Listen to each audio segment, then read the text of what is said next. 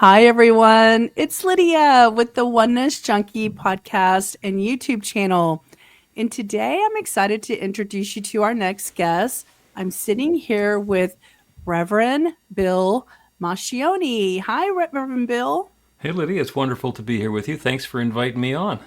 Yeah, well, when I met you about a year or two ago and learned about all the amazing things you're doing to help raise the vibration of the planet and just have a higher level of consciousness for people, I definitely wanted to highlight you and all that you're doing on the Oneness Junkie podcast. So here we are. Thank you, And thank you. to get started, let me just ask you, where are you in the world so everybody will know? I am physically located just outside Philadelphia, Pennsylvania, and have been here since I think the late 90s. Okay. Moved here for a job in the 1980s on 2 hours' notice. Met my wife here, so we boomeranged back after being on the road for a little while. And so, yeah, that's me in the Philly area. Oh my goodness, 2 hours notice. That's amazing that you can turn on a dime like that. Well, I was 25, so Do more you still, likely then than now. I was going to say, do you still turn on a dime like that? I do, but I'm not moving. There's too much stuff. There's just way too much stuff in the house here. Awesome. Oh gosh, I totally understand that. All right, so let's get started. I want, as I always do, I ask my guests to give us some background. Like if you grew up traditional religion or whatever, give us some background about you. We want to get to know you, and then we're going to learn in the next couple of minutes what is it that you're doing in the world and all the things you're doing to contribute to that higher consciousness. So introduce yourself and tell us a little bit about what you're all about. I get to give you my backstory, which is always fun. So I was raised Protestant. Went to Sunday school. My mom was a Sunday school teacher, and went all the way through confirmation classes. Learned all the stuff that they wanted to teach me about the Bible. And 2 weeks before confirmation, I realized that I didn't believe it. And the part that mostly I didn't believe was that Jesus was the only Son of God. I was like, yeah, it can't be that exclusive. There's got to be something else going on here. And I told my parents I didn't feel comfortable standing up in front of the congregation and saying I believed that stuff. And my parents, completely out of character, said, oh, okay. And I never had to go to church or Sunday school again. And it's like, who are those pod people looking like my parents? Like, why did I get off the hook like that? And I found myself in a spiritual desert. So I didn't have a church. I didn't believe in the church that I'd been brought up in, didn't have something else, and went along being an agnostic. My daughter considers herself an agnostic now, and we've decided that an agnostic is an atheist with a commitment issue. So I was an agnostic for the longest time. When I moved to Philadelphia and I met my wife, she had been brought up Jewish and pushed away from that and was following a guru for a while and knew a little bit about the science of mind. And we were not religious or spiritual together for a while. We got married by a Unitarian minister because I was sort of the common ground there. When our daughter was born, we decided we wanted to have some sort of a spiritual, religious context for her to grow up in, something she could push against the way that we had. So we joined a Unitarian church. We were living in Fort Lauderdale, Florida at the time. And it was wonderful, loved the people, loved the hymns, got together every Sunday, and it was lovely. Realized a few years in, they hadn't talked about God very much. And then a friend of mine said, you should go to this religious science church. So we went, and it's like, oh my God. These people think and believe the same thing that I've believed since before I was 12. They have songs, they have books, they have classes, they talk about it. This is wonderful. And we jumped in and was a member of several New Thought communities. Found myself studying up as a practitioner and then later as a minister. Somebody said, you should be a teen advisor. I said, I don't like teenagers. So, of course, I then became a teen advisor. And we started a teen region in the Northeast, and it grew to like 150 participants from Washington, D.C. to Providence, Rhode Island, which was, just wonderful. It was the teens who started calling me Reverend Bill, and it's like, nah, I'm not going to be a minister. And then, of course, now I'm a minister. And along the way, founded my spiritual community, which is New Thought Philadelphia, got involved in the affiliated New Thought network, where I'm now the administrator, and got introduced into the International New Thought Alliance, where I'm now the Chief Technology Officer and I've been Congress co-chair. So I keep on jumping in and doing more and more of these things. And along the way, I discovered that my mother and her family, who are immigrants, they came to the United States in 1939 from Germany. It turns out one of the reasons they needed to leave Germany is because when they were there, they were Jewish. It was a mixed family, Jewish and Christian. So my Sunday school teaching mom actually grew up Jewish. And since my Wow. mom was Jewish, that makes me Jewish. So now I Right. have this claim to Judaism and to Christianity and to New Thought. So I'm sort of an all of the above and get to reinvent the story as it applies to me. And that's kind of where I am now. My whole mission has been this New Thought teaching of oneness is life changing and world transforming. And I think there are people who are looking for it. So what I want to do is hoist that light up as high as possible so people who are looking for it can find it. Well, you're on the right podcast. So that's interesting. You really embody oneness with all your different backgrounds, right? Like that whole symbol coexist, and it has all the different religious symbols. Um, that's neat. So before we started recording, you asked me how I got introduced into oneness. When do you remember like hearing that word for the first time, and what did it mean to you? Somebody gave me a Louise Hay greeting card, and this was sometime in the 80s before I found the teaching itself. And it's like that it resonated with me and it made a lot of sense. I didn't know who Louise Hay was. I didn't know what any of the rest of it meant. When I got into this, it wasn't about oneness. It was through religious science, and the thing that was really powerful there was the prayer technique, which is really what I focused on about using that oneness and our connection with the oneness to create a new experience. So that's how I got into it, and then people started using the term oneness around me. So it's more of a side effect than a primary. Hmm. But the other thing that's really amazing is the first time I went to an INTA Congress, the International New Thought Alliance, but my friend who was there said, yeah, people who understand one branch of New Thought think that all the rest of them are just completely different. And anybody who understands two of them realizes that we're all the same with slight differences in flavor. Yeah, and And focus and like what they do, like the prayer. yeah, I was at a thing that was being run by a Unity leader, and there were religious science people there, and Unity people there, and Christian science people there. And he looked at the room and he says, "Okay, you guys think you're all different, but you're not. And here's the difference. Okay, religious science has really good music, and Unity has Jesus Christ." That's funny. Hey, would you mind just for people to get an exposure of what they call the treatments? Would Hmm. you explain that? First of all, explain what a treatment is and why it's called that, just because I think it's an interesting take on religious science, right? Oh, it is, and that's one of the things that religious science brings to the table, is spiritual mind treatment. And I actually probably would have gotten myself thrown out of the religious science church if I hadn't left voluntarily, just because I thought that the term spiritual mind treatment was a little bit onerous. So in fact, one of my passions has been relabeling it, it's the same thing I call practical prayer, and it's practical Okay. prayer for real results. And when we get to the part where I start hawking my stuff, one of them is a book called Practical Prayer for Real Results, it's the book that I wish that somebody had given me. So it explains how the process works. It's spiritual mind treatment or practical prayer. They're exactly the same thing using slightly different language. And it has 40 sample prayers in it on different topics. So you can choose one that's kind of close to yours, and there's a blank line where you can fill in your own stuff. But the idea of practical prayer or spiritual mind treatment is that you take all the stuff that's good about an affirmation, where you're claiming something: I am lovable, I am prosperous, I am healthy, I am comfortable, I am having my perfect loving relationship. And those work, and they work beautifully. And the entire self help movement is based on that. I can say these affirmations and create something new in my life. And they work right up until they stop working.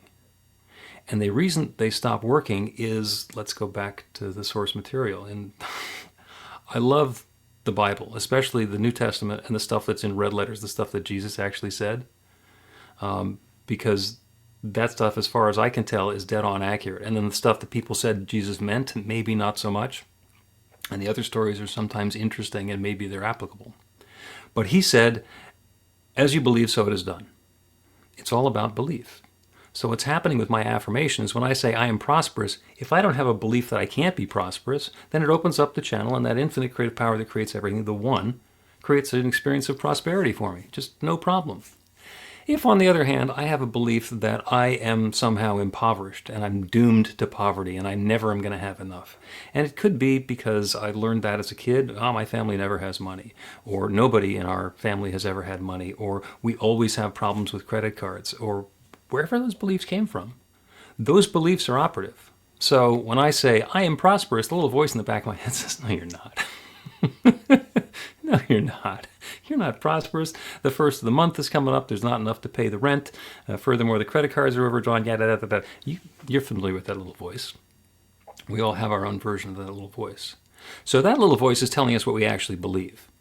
And what a spiritual mind treatment or a practical prayer will do is let us deal with that disbelief. And the way that we do it is, instead of starting with the affirmation, we start understanding what the prayer is going to be about. And then we turn our attention to God, or the divine, or the infinite, or nature, or the creator, or the Big Bang, or whatever we think has been sharing itself as creation since the beginning of time. Get the biggest picture that we can about that, especially as it applies to whatever we're going to be doing our prayer for. And we realize that since that one infinite creative power created everything, it created me too. So all of that love, all of that prosperity, all of that possibility that exists in the universe exists for me. So what I'm doing there is I'm putting myself on the A-team. This is not me sitting down here saying, I hope I have enough money to pay the rent. This is me saying, the power that creates universes has created me, and I'm using that same power to claim that there is plenty for my mortgage. And the thought that God has enough to create a galaxy but can't come up with the money for my rent is just preposterous. Right. So from that spiritual perspective, I then make my claim. I am prosperous. I have plenty of money to spend and to share and to save for the rent, for the loving relationship, for the health and comfort and surgical outcomes, or whatever we're praying for. So we're taking that same affirmation practice, but we're putting it into a spiritual context where we can really bring some divine power to it. And that's a spiritual mind treatment. It's also a practical prayer. The next step is to go into gratitude, to be grateful for the good, wherever we're going to be grateful. It doesn't matter what you're grateful for. I'm grateful for the awareness of the creative process. I'm grateful for the good that's showing up in my life. I'm grateful to remember how to do this practical prayer technique. We go to gratitude, and then we release it. We let go of our attachment. And that's the prayer, and it's in 5 steps. Except if we do the affirmation, and that little voice comes along and says, not going to happen. I am prosperous. I have plenty of money to pay the rent. No, you don't. Look at what happened last month. When you hear that voice is telling you what you believe. And since you now know what you believe and that your belief is at odds with what you want to experience, you go back into another step. You do a refutation step. The thought that this infinite creative power doesn't have enough to cover the rent is preposterous. It is an infinite creative power. There is plenty for me to live in prosperity and harmony with plenty of money to spend, to share, and to save. And we keep going through that process. When we get a kickback, we do the refutation, where we say this is a false belief that's not true, and we repeat our affirmation. And as soon as we believe it, we go into the gratitude step.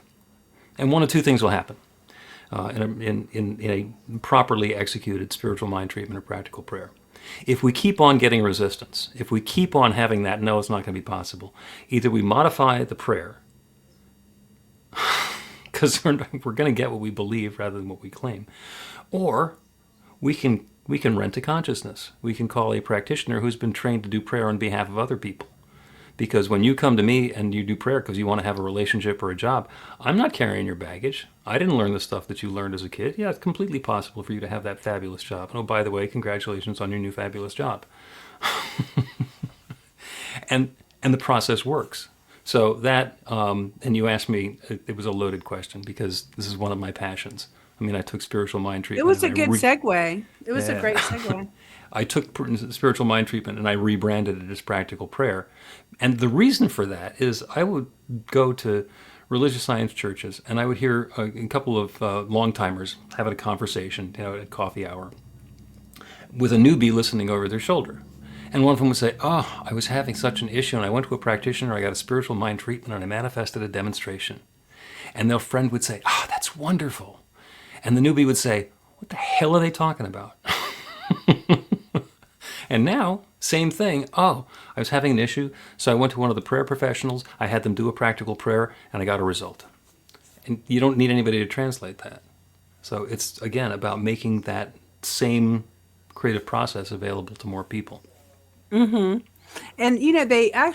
there's a lot of things coming out in conversation that are just new ways of representing that. Like the next podcast, not on this channel, but on my wellness channel after you today, is quantum therapy. And so basically, that person focuses on you from anywhere in the world and addresses the things that you want to block, unblock or clear or heal, or create.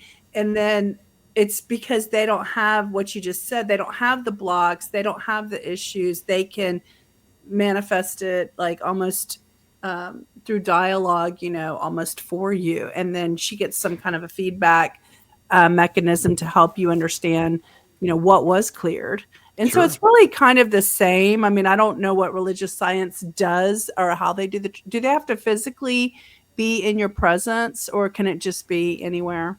Now it can be anywhere. In fact, the guy who empirically discovered this was Phineas Parkhurst Quimby. Isn't that a great name? So in the mid 1800s, and he would do this by mail. People would mail him prayer requests, and he would do the mental work himself, and send back a note that it was done, but they'd already know because they'd already gotten better. So this, They had the result already. I mean, yeah, I mean this oneness thing it's not something we turn on and off. If there's one intelligence, one creative power, one process, one love unfolding, then it doesn't matter where it gets the idea that I'm okay.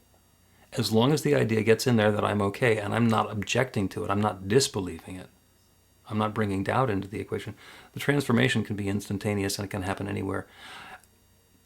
We've seen anywhere in the world. I imagine it could be anywhere in the universe, although we haven't been that many other places to be able to report back. Yeah, you haven't.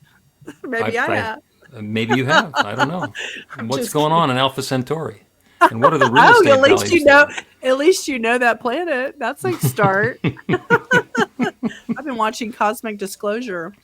So, yeah, so that's great. So, since we segued into your book, do you want to tell us anything else about the book? Like when people get it, what are they going to find? Is it like a workbook? Help us describe your book for us? It is Yeah, grab it. always right there in a podcast. Yeah, okay, practical prayer. Wait, let me see that cover. That's the Practical prayer universe. for real Look, results. it looks like my background. Cool. Yes, it does. And it's got the yeah. Is that the Fibonacci circle? Yep, that's a Fibonacci sequence, and Yeah. represented there, and it's about our connection with the infinite. It's about 100 pages, and like I say, there are 40 sample prayers in there. A couple of them are kind of fun, and it's got if you learn about spiritual mind treatment from the folks who have been doing it in the religious science method, then what they'll do is they'll number the steps. So it's 1 through 5, except some of the people say there are 7 steps, so it's 1 through 7. So 1 and 2 and 3 are always the same, but if you have to do a 4 and 5 in this one, then the other one becomes 6 or 7. So we made icons. Oh, cute. So the gratitude step is always the gratitude step. And there's a shortcut for it, RUR2GR, are you ready to get results? And that's the mnemonic for what the steps are. And the material in the front and the back of the book kind of describe here's how it works, and then here's the specifics of the technique. And the middle of the book is packed with 40 sample prayers. and they are prayers that are written in the first person. So if I am going to be going in for a surgical procedure, then I can read the prayer for a successful surgical procedure. And if I have any specifics, I can put it into the space that's left blank there, about then basically to have my own affirmation. And they're on health and wealth and relationships and work and creativity and spirituality, in different categories. And there's usually one that will apply to whatever somebody's going to be praying for. So it's very much a practical book. It's a handbook rather than a workbook, because you can keep it nearby and use the prayers whenever are appropriate. Yeah, that's what I'm thinking. It sounds like a nightstand book that Yeah. you wake up and flip to what you want to pray about for that day and use it. Yeah. So did you come up with all the wording on your own for the prayers? Yeah. I wrote Okay. the prayers. A friend of mine who's a very accomplished designer came up with the Fibonacci sequence and how that's going to get used, and also the icons. There are a couple of fun prayers in there. One of them is there's an invocation, an opening prayer for a perfect gathering or meeting. And there are two versions of it. One is a God prayer where it uses all the spiritual language, it talks about God, infinite creative power, and the rest of that. And the other one is a stealth prayer where it substitutes the language without actually making it sound like it's a prayer.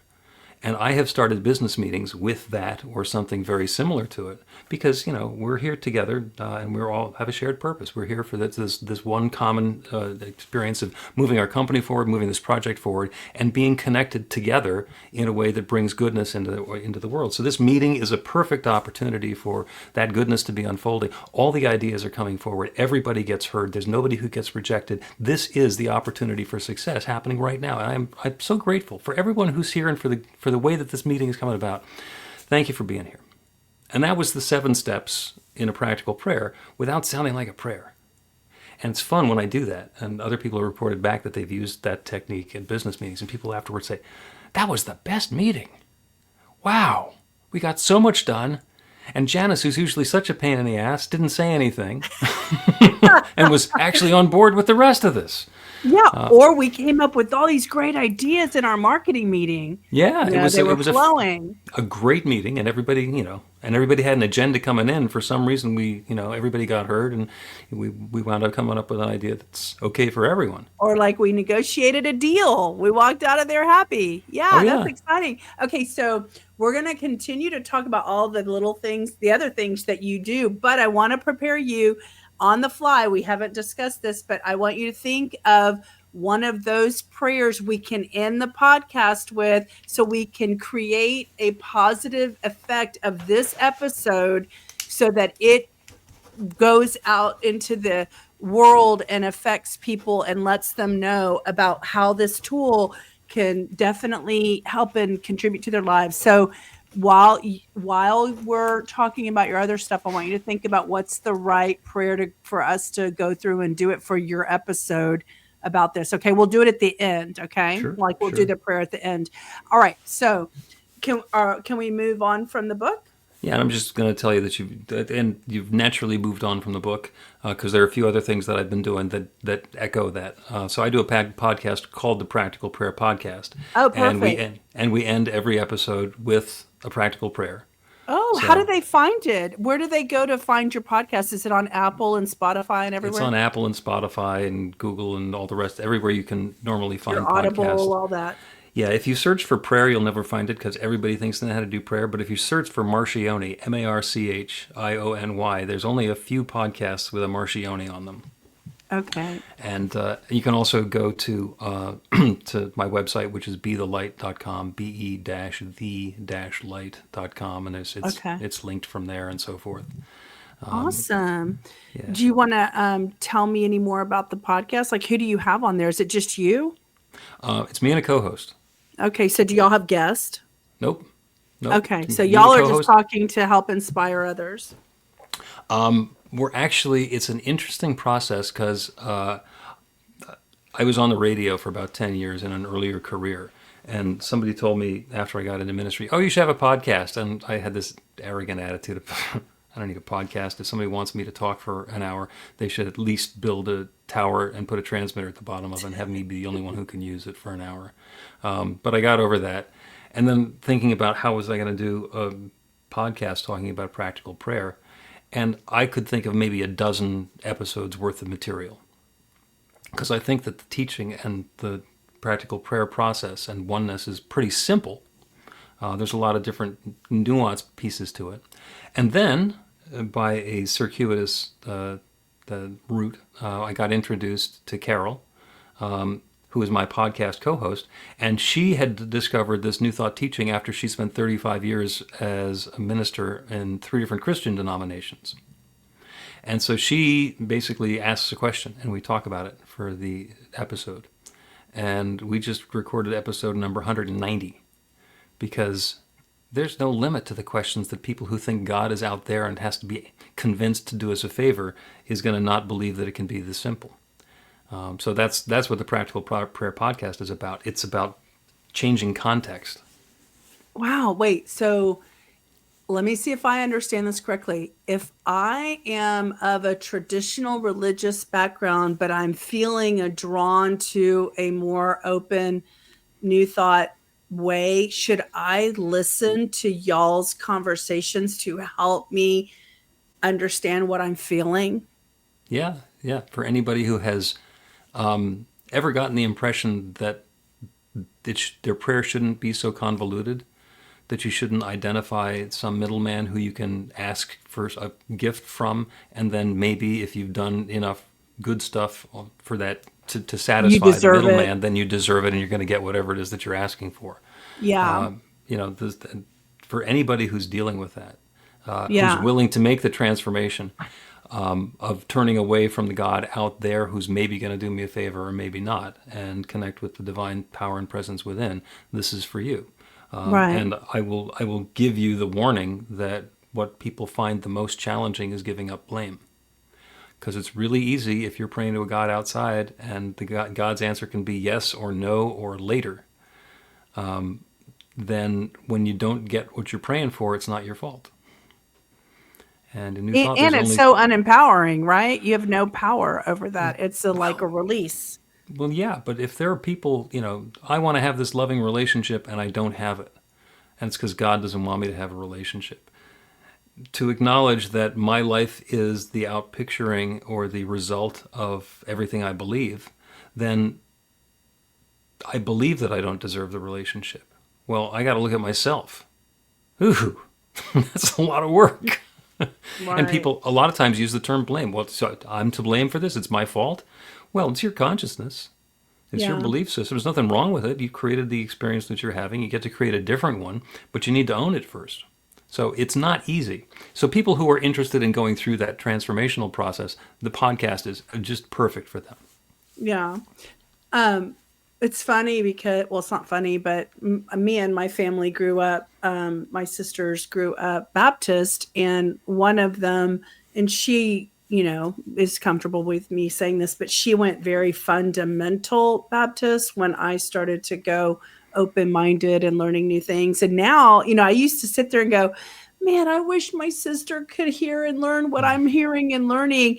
And then over time, she's caught up to my understanding. So now just what I wanted to manifest was to have a relationship with my sisters where I could talk about the stuff so we get to talk all the time about like what we hear and what we learn and question. And it's such a neat thing because so many family members a lot of times are, separated from being able to connect on that same level, because not everybody kind of grows and evolves and changes at the same pace. So I feel so grateful and lucky that I was able to create that in my family. Yeah, that's wonderful. That is I wonderful. know. And I had another thought while you were talking about asking you. So now let's go ahead and get everybody kind of familiar with the fact that you created a spiritual center, but it's online. You don't have to be in Philly, even though it's called New Thought Philly, because it's a online ministry, right? So tell us about that. It actually started as an in-person ministry, and it was founded in 2011. And we're church in a box, and we were at a community center and a theater, and then we had digs for 5 years on the campus at University of Pennsylvania in their Christian Association house, and wanted to go online, but we couldn't because the network at Penn wouldn't let us podcast from there, or broadcast or live stream. So technology, it was technology. And then the pandemic came along and we got kicked out. And since I have a strong background in tech, we were online on Zoom the following Sunday and never missed a beat. And we had already had a meetup group. And what happened was the Philly Spiritual Adventures meetup group started getting bigger and bigger. And we started doing, also when the pandemic lockdowns began, we started doing daily online meditations. Because that was all there was. It was on Zoom. And we're still doing those a dozen times a week. There's a Zoom meditation. Every Sunday we do a Sunday celebration with, it's New Thought Church. It's got live music, and it's got meditation, and it's got prayer, and we light candles, and there's some ritual, there's an inspirational talk, and all the stuff that would seem like church but is not church. And we are always online, and once a month now we are also in person. So we're hybrid. We're at a theater in East Falls, which is a section of Philadelphia. And we are also have the hybrid presence because our geographic footprint got huge. We have people who are participating, regulars who are in Los Angeles and London. We had a board member who's in New Orleans, and a practitioner in Milwaukee, and students in Durham, North Carolina. And so people are spread all over the place. And some of the board members said, well, we want to get together in person every Sunday. And the remote people said, then we don't get to go. So we're kind of working out what it means to be a hybrid organization and meet the needs of the people in a completely different context than it's been. And it seems to be working so far. There are some things that you can't do online that are really helpful to do in person. Hearing people laugh at your jokes is one of them. Side conversations is another. Trust falls. Can't do trust falls online. Haven't figured out a way to do that. But a lot of the other stuff we can. That's exciting. So how can you say, like, how many people, you said you were growing, like how many people actually get on your Zooms?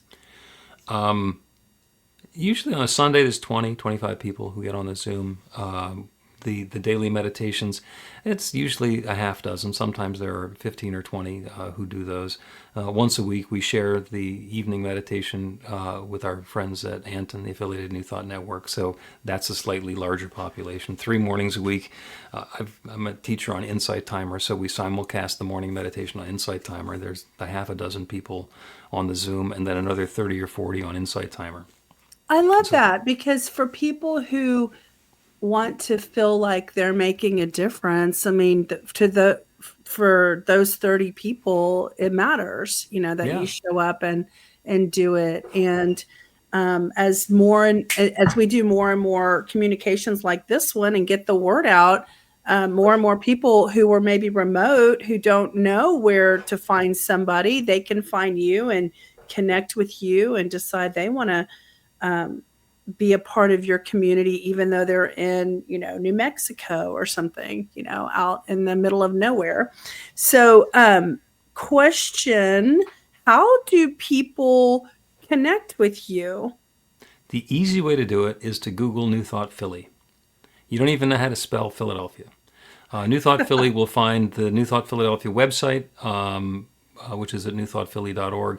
It'll find New Thought Philly and our meetup group, which is Philly Spiritual Adventures. And there are over 2,000 people who are in the meetup at this point. And from there, you can find the other places that we show up, links to the Zoom meetings and schedules for the meditations. You'll find me on Insight Timer, probably not through New Thought Philly. But once you get to the website, you can find everything else from there.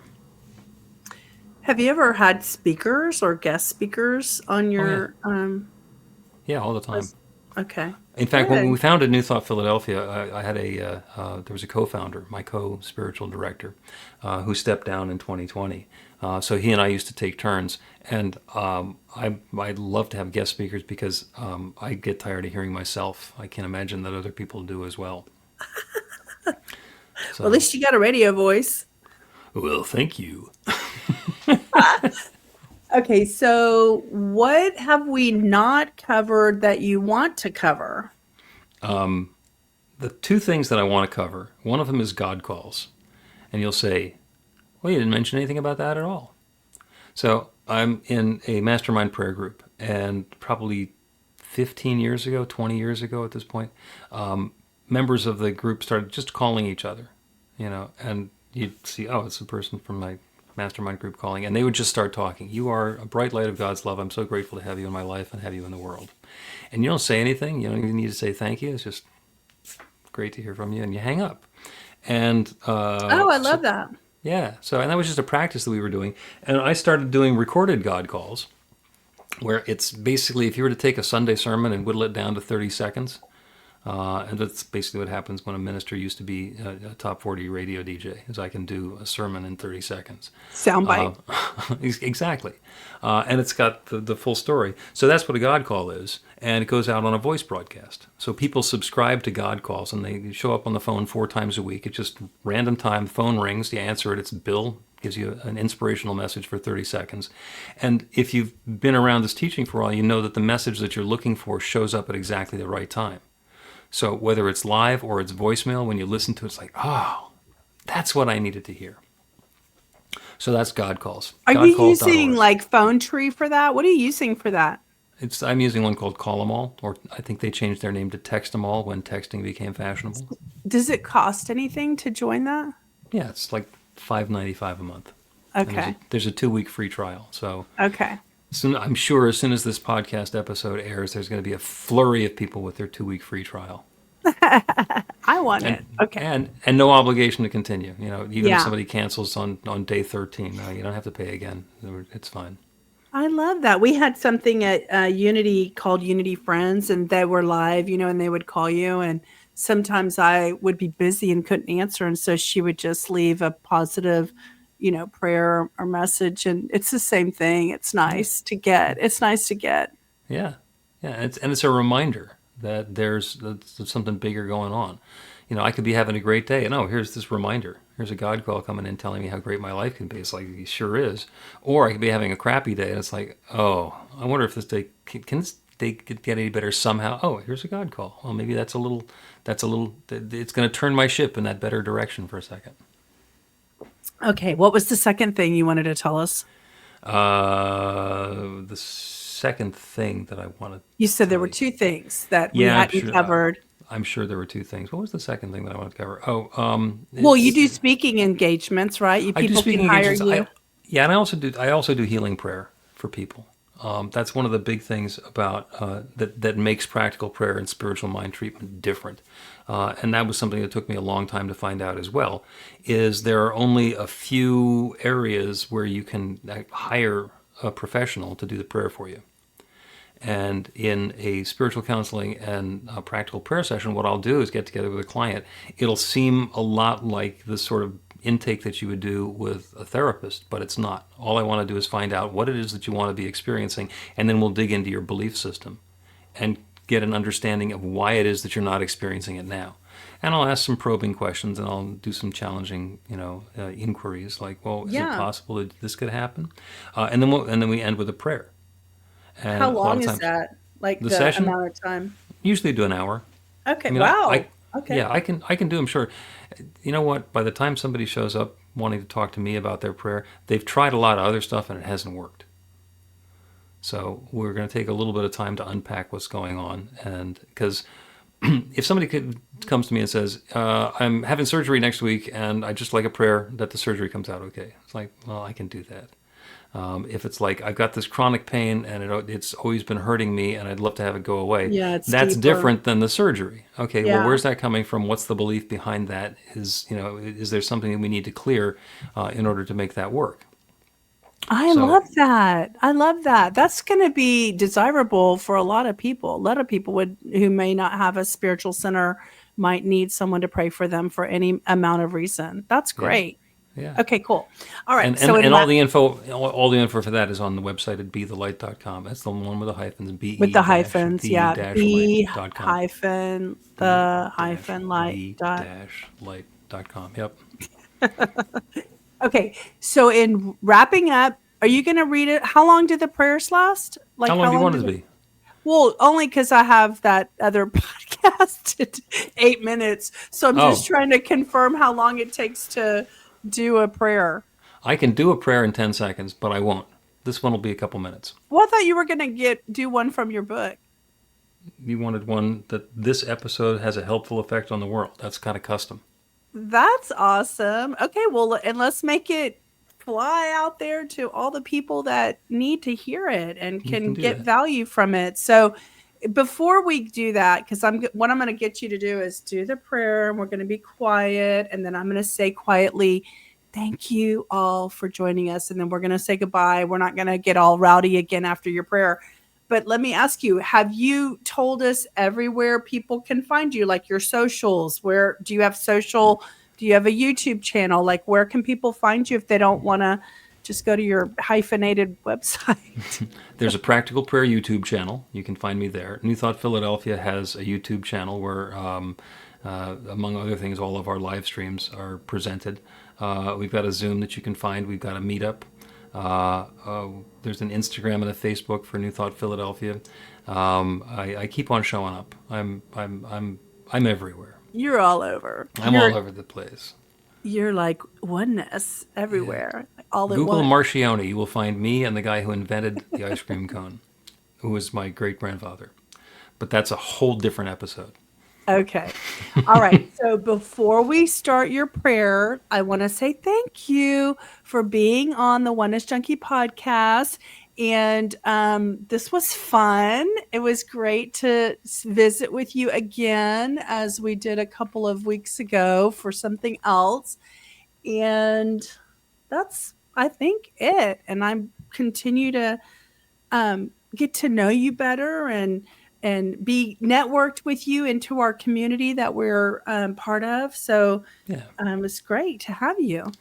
Well, thank you. And it's wonderful to be here. Thank you for inviting me. Yeah, great. So are you good with doing a prayer and we I'm close good. this out? We will close with a prayer. I'll keep it to less than 2 minutes. And the purpose of the prayer is knowing that this episode has had a helpful effect on the world, and everyone who is listening to this prayer, everyone who is aware of this prayer, is uplifted by it. And just for fun, I'm going to count the steps of the prayer because there's a picture thing going on here. So we know that there's one divine power and presence, one love, one source.